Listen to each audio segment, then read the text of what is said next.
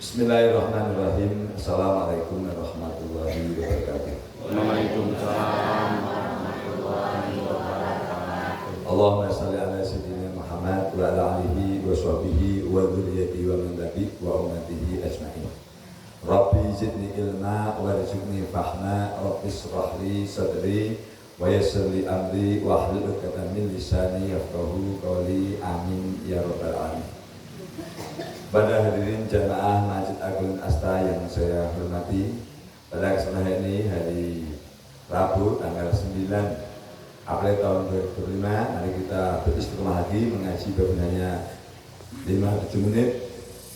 Kita membaca sunnah kanjeng Nabi, yaitu kitab Wasyatul Mustafa halaman 64. Jadi tidak usah banyak-banyak, sedikit tapi insya Allah masuk, kemudian dengan hidayah dari Allah kita bisa mengamalkannya.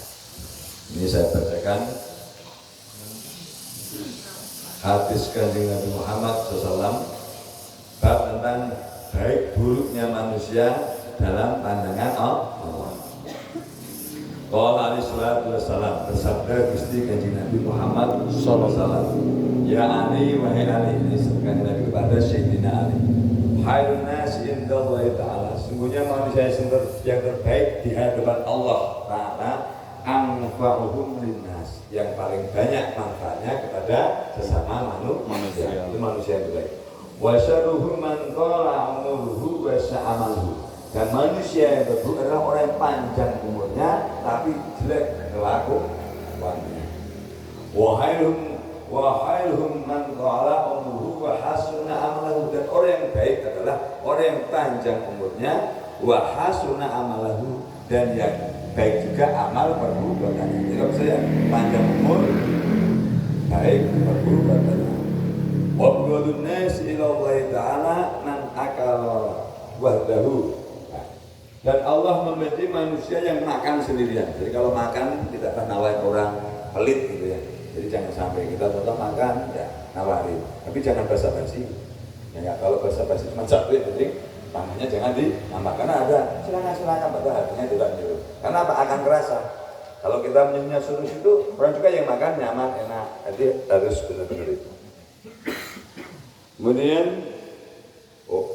rifda wa daraba abdahu, dan orang yang memukul pembantunya, suka memukul pembantunya kasar gitu.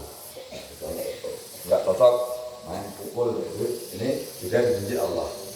Wa akramal ghani, dan menghormati orang kaya. Wa hanal fakir, dan merendahkan orang miskin. Ini dibenci oleh Allah. Jadi jangan sampai kita menghormati karena kekayaan. Jadi mau kaya mau miskin kita hormati.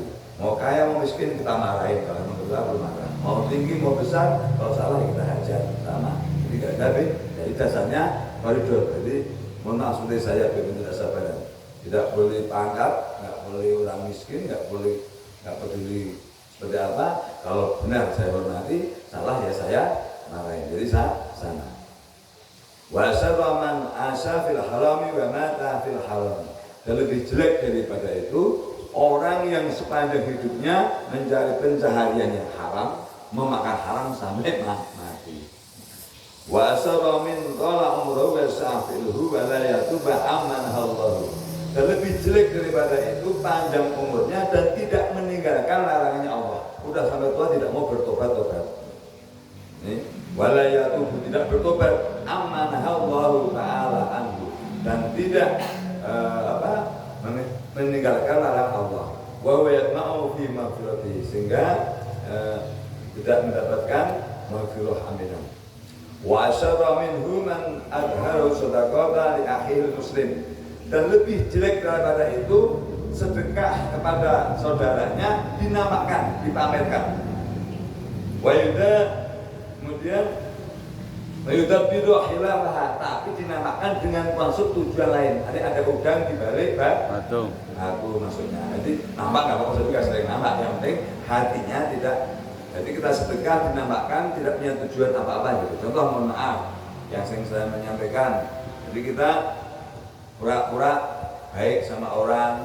Contoh misalnya ada orang punya tanah, kita bagi, ditolong, setelah itu kita tipu biar dia nggak enak, akhirnya tanahnya dijual kepada kita, nggak perlu. Jadi seperti itu. Dan banyak orang begitu. Contoh orang politik, itu namanya orang-orang politik, tidak baik. Jadi itulah makanya daripada itu. Kemudian yang terakhir, orang yang lebih buruk dari semua itu adalah orang yang ketika masa mudanya lalai. Dan ketika tua malas menjalankan ketaatan. Makanya ada hadis yang lain menyampaikan Allah itu membenci seorang pemuda yang pemalas. Jadi pemuda malas. Makanya sebagai Nabi selalu mencintai seorang pemuda yang pada saat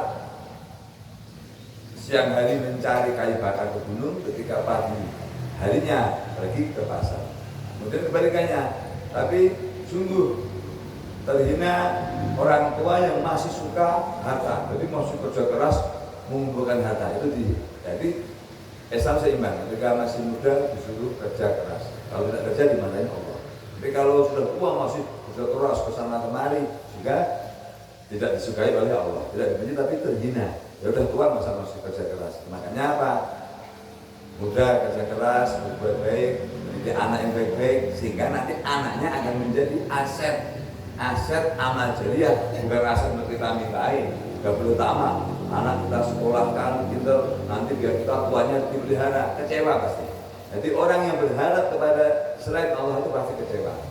Jadi termasuk ke anak tidak boleh berharap, anak kita sekolahkan, dididik, kemudian bikin rumah, nanti kalau puasa menentukan diri, pasti akan kecewa. Anaknya pasti tidak akan memelihara. Lillahi ta'ala aja. Itu memang kewajiban kita orang tua itu untuk mendidik, menyekolahkan, menikahkan. Setelah itu urusannya Gusti Allah. Tapi hukum alam, hukumnya Gusti Allah. Kalau kita tulus menyayangi anak kita akan menyayangi kita. Sejauh sebanyak apapun pengorbanan kepada anak kita yang benar tadi, itulah yang akan kita raih. Tapi kalau pengorbanan tidak benar, contoh anaknya pengen motor, jalan, belikan, anaknya mabuk, masuk penjara, ditebus, itu bukan ini. Jadi artinya memperjuangkan anak dengan jalan yang benar, ini menyekolahkan, mendidik ngaji dan sebagainya. Demikian, semoga bermanfaat. Billahi taufiq hidayah. Wassalamualaikum warahmatullahi wabarakatuh.